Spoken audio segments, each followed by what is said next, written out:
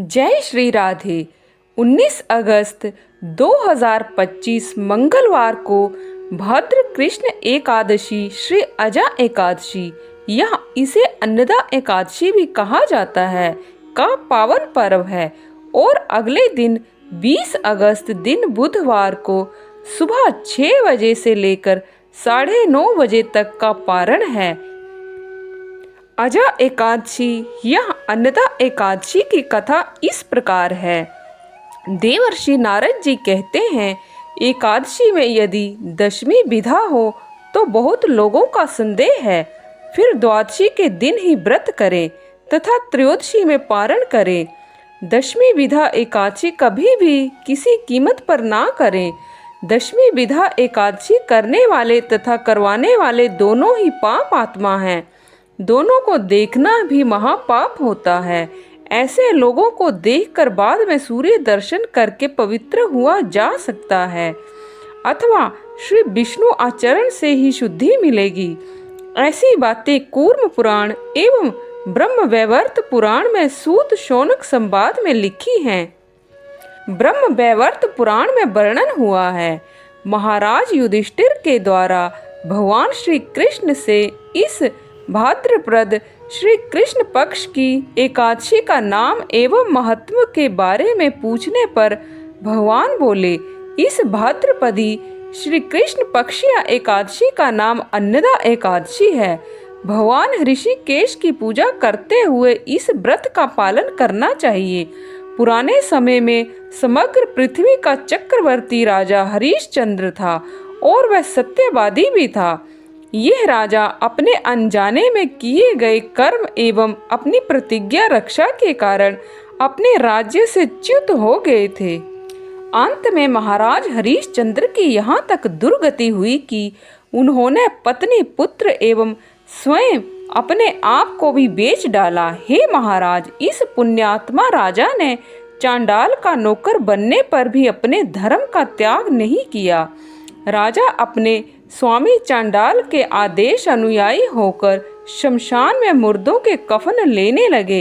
इतना नीच कर्म करने पर भी राजा अपने सत्य से भ्रष्ट नहीं हुए थे। इस प्रकार महाराज का बहुत समय निकल गया। एक दिन राजा बड़ा दुखी होकर सोचने लगा कि मैं क्या करूं, मुझे इस प्रकार के नीच कर्म से किस प्रकार मुक्ति मिले।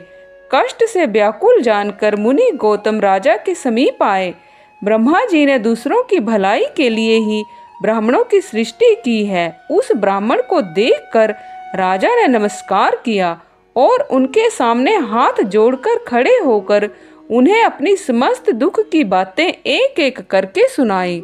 राजा की करुण कथा को सुनकर मुनिवर गौतम ने आश्चर्यचकित होकर कहा, हे राजन, भाद्रपदी कृष्ण पक्षीय अन्नदा नाम की एकादशी बड़ी ही पुण्यदायिनी है एवं समस्त प्रकार के पापों का नाश करने वाली है। आपके भाग्य से वह दिन नजदीक ही आ गया है। आप उपवास एवं रात्रि जागरण करते हुए इस व्रत का पालन करो।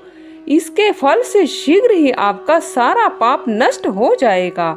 हे राजन, आपके पुण्य प्रभाव से ही मैं आपके पास आया हूँ। राजा को इस प्रकार उपदेश देकर गौतम ऋषि तत्काल अदृश्य हो गए। गौतम जी के उपदेश के अनुसार राजा ने अन्नदा एकादशी व्रत का यथाविधि पालन किया एवं व्रत के फल से समस्त प्रकार के पापों से मुक्त हो गया। हे राजन, इस व्रत का एक सा ही प्रभाव है। जो कष्ट बहुत सालों से भोगने योग्य है, शीघ्र ही खत्म हो जाते हैं। इस व्रत के प्रभाव से राजा हरिश्चंद्र ने अपनी पत्नी को वापिस पाया। मृत पुत्र जीवित हो उठा तथा आसमान से देवता लोग दुंदुभि बजाने लगे एवं पुष्प वर्षा करने लगे। अंत में परिवार, भाई बंधु, सभासद एवं नगरवासियों के साथ स्वर्ग को गए। हे राजन, इस व्रत का जो कोई भी पालन करेगा वह सब प्रकार के पापों से मुक्त होकर स्वर्ग लोक की प्राप्ति करेगा। इस व्रत की महात्म्य कथा कहने से भी समस्त पाप नष्ट हो जाते हैं। तो आज के लिए बस इतना ही। कल फिर आपसे भेंट होगी। तब तक के लिए जय श्री राधे।